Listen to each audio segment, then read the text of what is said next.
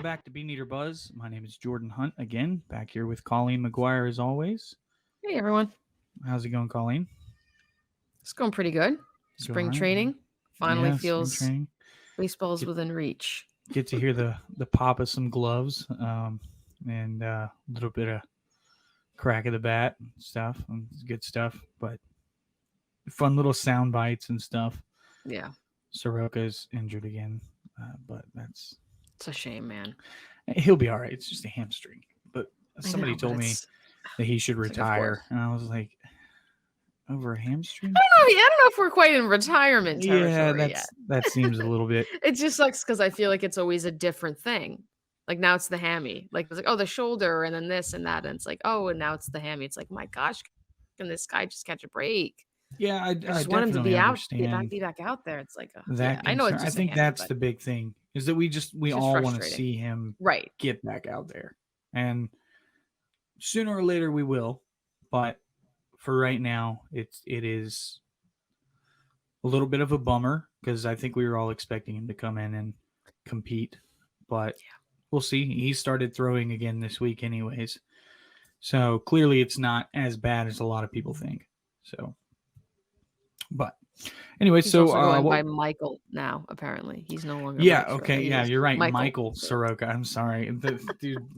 I just talked about that on Twitter like 15 minutes ago too, and it's just like I don't know why Mike to Michael is so hard, but it is. But then like Mike Stanton becoming Giancarlo Stanton really wasn't even that hard. Like totally different name. That's probably big juxtaposition there, and it just like whatever. But I don't know. Michael Soroka just sounds so foreign, but I guess we'll all get there. We'll just need to hear it. Too enough. Official. I feel like it was like SunTrust Park becoming Truist Park. Mm-hmm. That was a hard one too. But now I don't even think we think about it. Now I'm like Truist is so much better than SunTrust. Right. Like I feel like SunTrust is so like official, like bank finance SunTrust. I agree. Truist feels like it's a baseball park, you know. When it was first announced it was going to be Truist, we all hated it. All of us hated it, but now it's like better. Like when you really see the logo for SunTrust Park, you're like, "What is this?" Yeah. Yep. I agree. This is not good. Yeah. So, anyways, we'll get used to it. He'll be Michael in no time. We'll get there. We'll get there.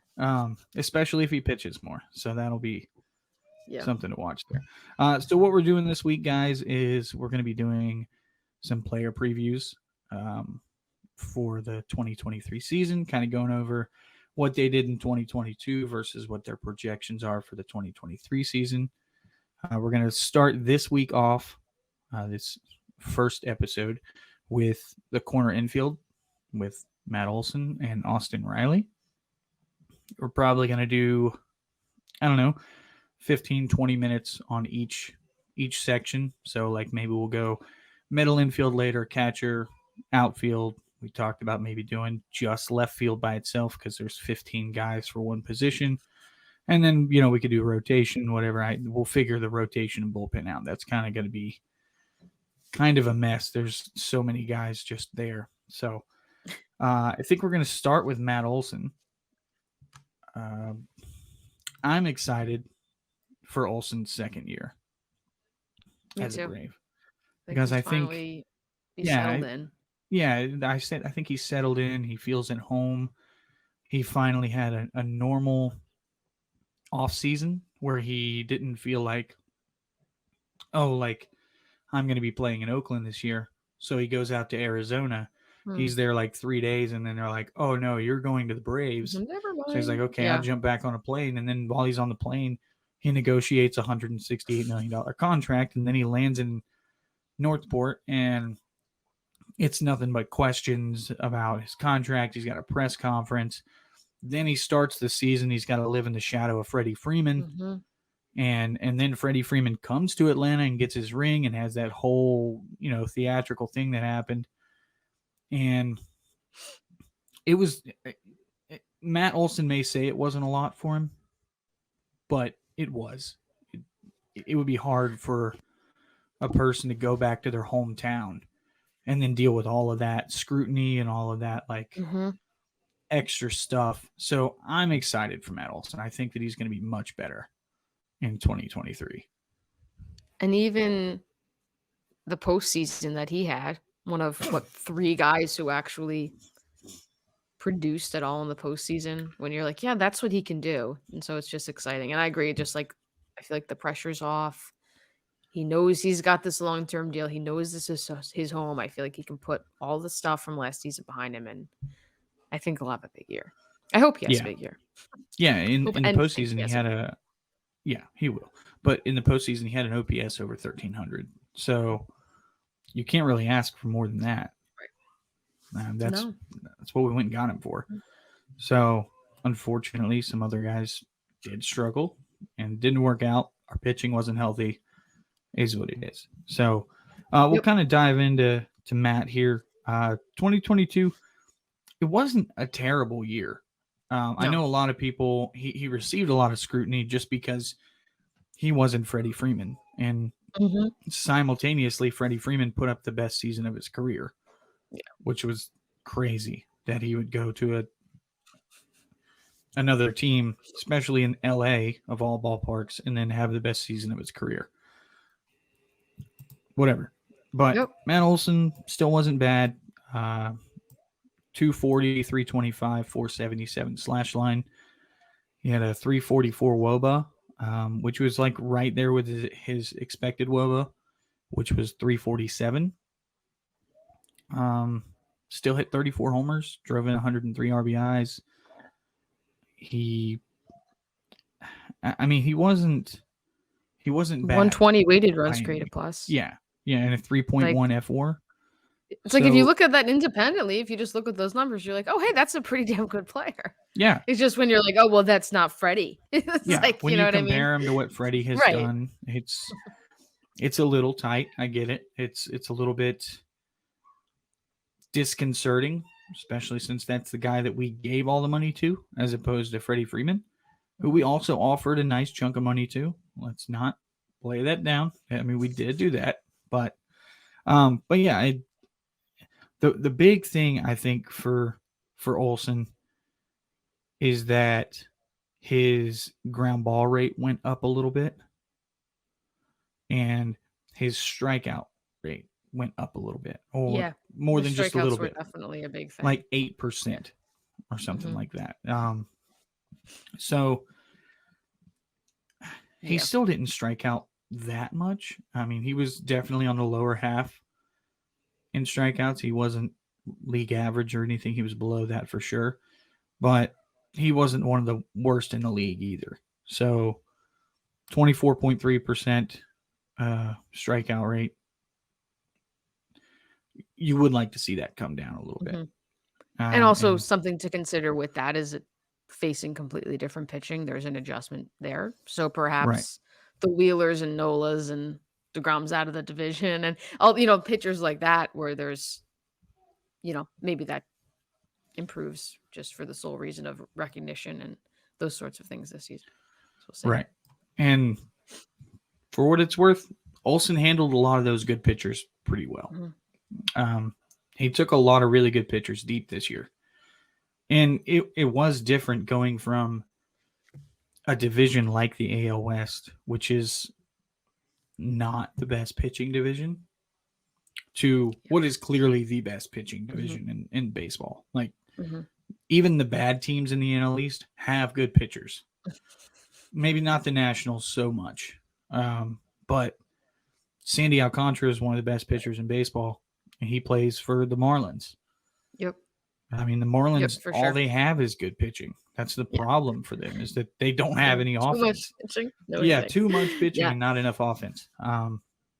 So for him to come over to this division, put up a season like that while facing, like you said, all new pitchers that he's never seen before, and pitchers that that most would consider elite. So I think that's something to be proud of, coming over and doing that. 34 home runs, that's like he had 34 home runs. That's crazy. And now, I mean, a lot of those were in the last week too. Like, I think 6 or 7 home runs came in the last week of the season. He did hit 3, and that's the series against the Mets. He hit one in each of those games. He hit 3 there. He Still. hit 1 in Miami that last series. So that's 4. And then I think he hit 3 in the Washington series yes, right that's before. right. Yeah. So he hit like 7 homers right there in the last week and a half. Yeah, he I had a really, really strong end of his season. Yeah, I wasn't thinking about it's those pretty other crazy. series after the Mets or bookending the Mets, but you're right. Yeah. So I'm hoping he carries, momentum, schmomentum. It's an entire off season. I don't believe in, momentum, but just momentum through an off season is sorry, lost my mic. no, it's okay. Shit happens. Yeah, momentum through an off season is I would just I would agree confidence, whatever, just being like, oh hey, I had a damn good season, and now we're gonna go in and hopefully no one's comparing me to Freddie all year. And the comfort factor, you can't overplay that. It's being at home and being able to see your family every night and being able to be close to your all your friends and family. That's something you just can't measure that with stats and stuff. So that and knowing that, hey, not only am I at home, this is my home for the rest of my career. Like, knowing that is huge. So hopefully all of that, like you said, combined with the fact that the Freddie thing will be another year removed, like, I really think there's going to be a lot less distraction from that. And I think that he's I think we're really going to see a much better season out of him. I'm really excited. The shift thing, the shift going away, that factors in as well. He was one of the most affected hitters by the shift. So, that could play to his strength as well. Right, like you were mentioning the ground ball thing, but it's like, okay, well, ground balls into the shift perhaps will turn into there'll be a few more hits here and there, and that can change. And a lot of those ground balls, he was hitting 108 miles an hour right at the second baseman or the third baseman, I guess, who is in short right field. Fielder.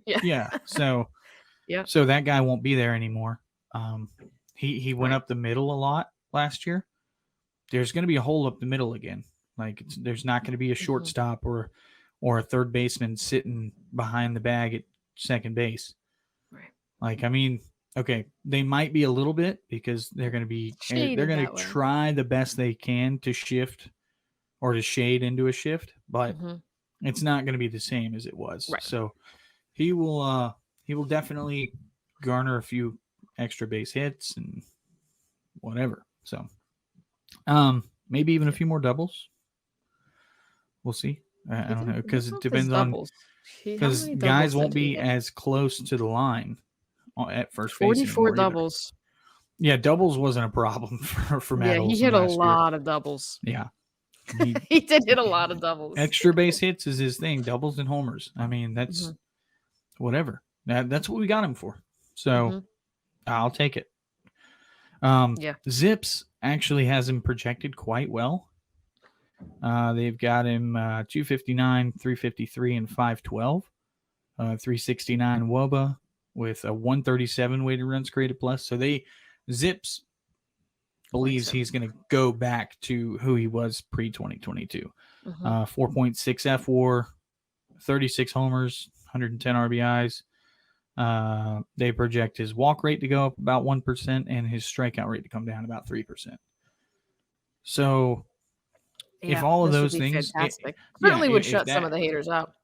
Oh, for sure. I hope so. Maybe not. Who knows? Until Freddie hits 300, and then we'll see. I believe he's got more power than that. I personally think he could get to 40 homers. Personally, So I think so. We'll see. Yeah. I mean, come on, you hit 36. I'm pretty sure you could sprinkle 4 more in here and there. 40 definitely is reasonable. Well, I think, was it 2021 he hit 39? Yes. Okay. So he's got a 39 homer season. He could easily get to 40. In that cavernous Oakland ballpark he was playing. That's what I was going to say, not playing in Oakland. Yeah. God, that ballpark is horrible. They need to just burn that place to the ground. It is. It's an embarrassment. I mean, to be honest, when you compare it to everybody else. So yeah, I'm excited about Olsen. I think he's gonna have a great year. Defensively, I expect him to be a little bit better too. He seemed to be a little bit, I don't know, nervous at times, and maybe that's because all of the stuff was getting to him a little bit. But like in Arizona, there was that one play that he just completely whiffed. He just dropped the ball. Yeah, just completely dropped the ball. That whole series was, but obviously that was also the start of the turnaround. So, but that whole series was quite an embarrassment. I remember that he just fully just dropped that ball. Yeah, we probably needed to lose those 2 games in such terrible manner to be able to have that talk from Snit and then just turn it on, be the best team in baseball from that point out. So, you want to go over his steamer projections real quick? They're a bit lower. And then we'll move on they don't like Austin. Him as much. So they got 248, 339, 484 with a 353 WOBA, 126 weighted runs created plus. So still so close to kind of what a little bit better, close to what he did last year. And then 3.3 F4. And then they say 34 homers, 98 RBI. So they're kind of looking at it being kind of similar to what he was last year, which again, I'd take it, but I think it'll be better than that.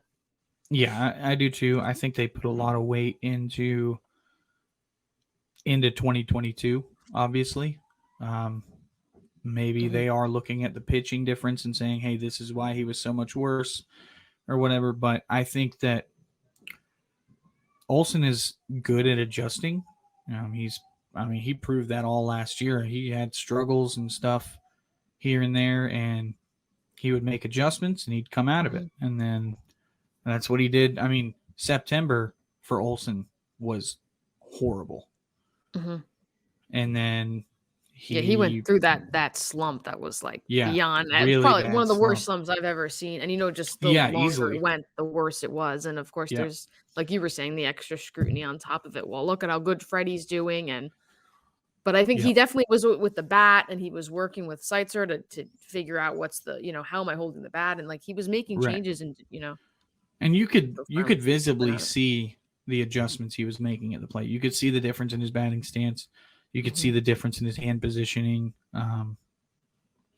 So he's a hard worker. I think that the pitching being a little bit better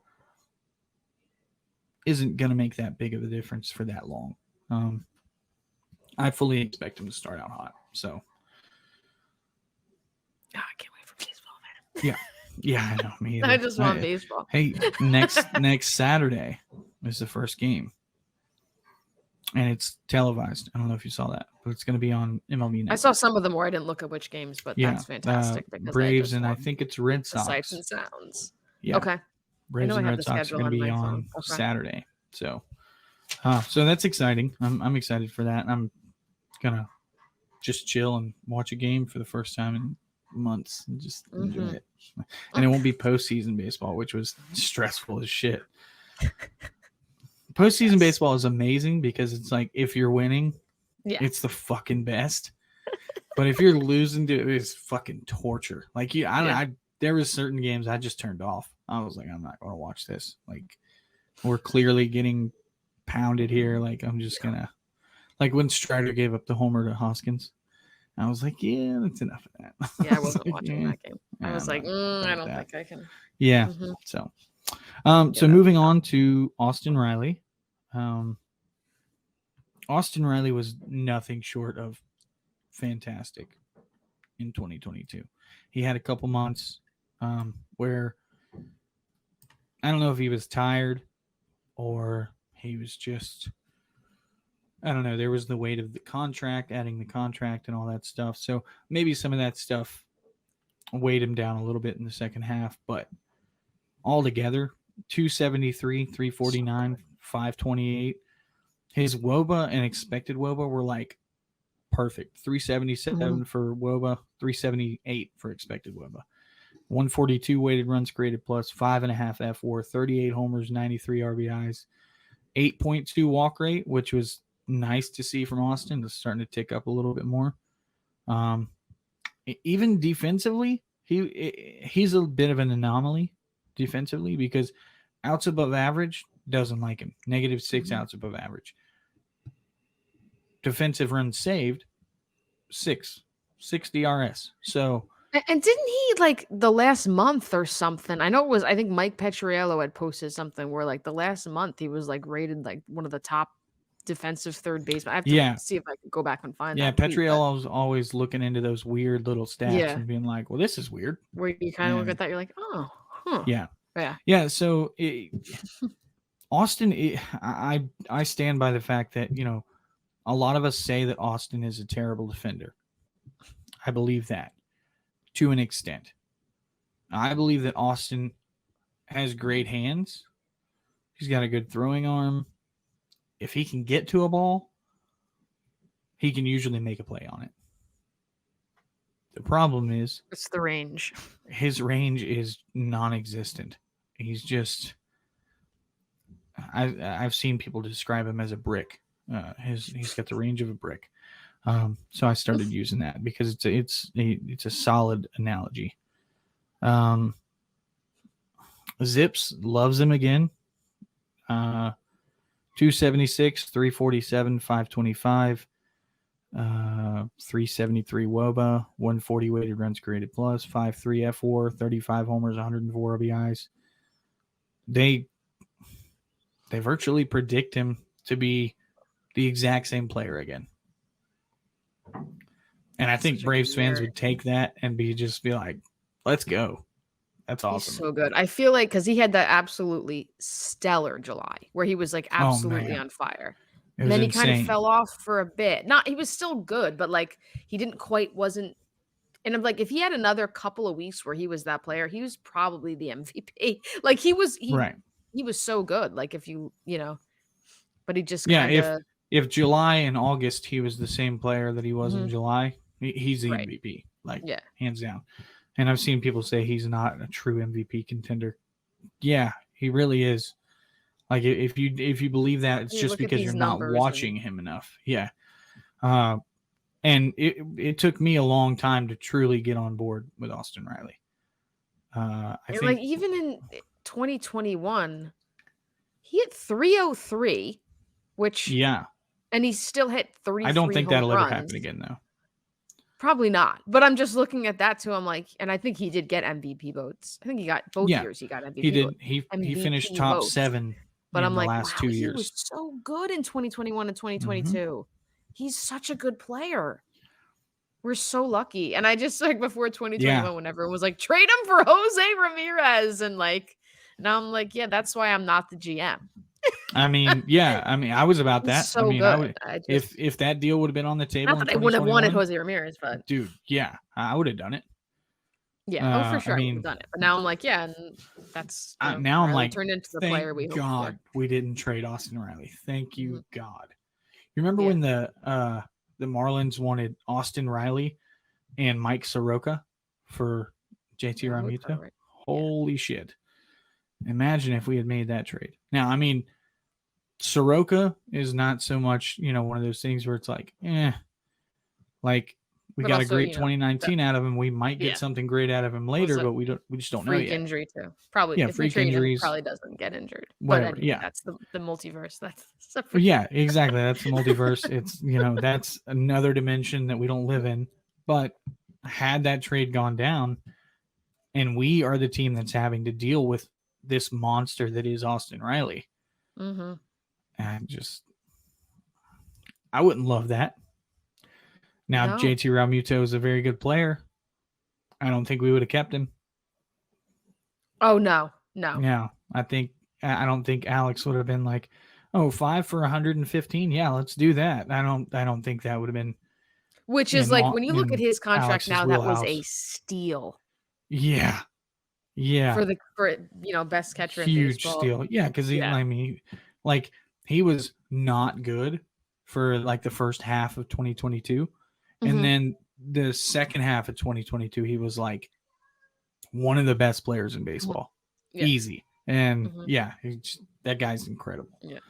Like it's actually a treat to get to watch JT Realmuto catch. Like he is so much better at throwing runners out than anybody else in the game. Mm-hmm. It's insane because us picking up Sean Murphy this year really made me kind of dive into like, oh, what are the defensive metrics and like who's got the best percentage of catching runners, which I knew would have been JT Realmuto. I didn't realize it was going to be like 10 to 15% better, which is like insane. Anyway, so back to Riley. Yeah, like I said, Zips, they like him. Do you have Steamer pulled up for him or? Yep. Yeah. You So do? Okay. let's see. For Steamer, we've got 272, 341, 507/line, 364 WOBA, 134 weighted runs created plus, 4.2 WAR, and then about like in terms of walk rate, they projected to be around 8, which it was. 24.2 for K. So they're kind of like, yeah, he's still gonna probably do, walk to K rate what it was. What does Zips project his walk rate at? Probably around the same, right? 8. Oh, Zips 8.3. Okay. So which is almost identical to 8.2. Yeah. So and it's all, and he was at 24.2 K percentage, and they all were pretty much around 24. Yeah. Okay. Well, so they're like, yeah, that's not changing. Yeah. He is what he is there. Deal with it. I think we're going to get the same thing out of Austin each year. We're going to get an elite bat and some debatable defense. That's the best way I would describe Austin Riley's defense because it really is easy to see him being considered a good defender because when a ball is hit to him and he can get to the ball, he usually sometimes he makes some really nice looking plays on him. Yeah. But I mean, if you can get it 6 feet to his right or 6 feet to his left, well, he goes to his left better. Or I guess he goes to his right better. It'd be the other way around for us. Moving towards shortstop, his left. Yeah. He's not strong that way, but he does get a decent jump the other way. But balls don't usually go that way. So, I'm just thinking of our left side of the infield is going to be a little bit scary. It's going to be interesting. That's why we need good left field defense. That's why I'm more concerned about the defense out there than the me too. The offense. Me too. Yeah. I think I'll take Austin's defense. It's not like super game changing bad, but it's not super game changing good either. Grissom is a wait and see a little bit. So we'll see how that works out. I mean, he's working hard. If both of them are hitting though, I don't care. Like you still Austin still had 5.5 Fangraphs WAR last year. Like he was still a damn good player. It wasn't like his defense, you made him a 1.5 WAR player. You know what I mean? It's he is a good enough player that I agree. I can deal with the maybe not having quite the range. Yeah, I agree. So I guess that's pretty much corner infield, guys. Like I said, we're gonna have further episodes talking about middle infield, talking about outfield, whatever. But for Austin Riley and Matt Olson, it looks like it's going to be a good season for both. So looking forward to it. Yeah, me too. I'm excited. So, all right, guys. Well, we will see you guys again soon. Back here on Beaneater Buzz. All right. Take care, everyone. Go Braves.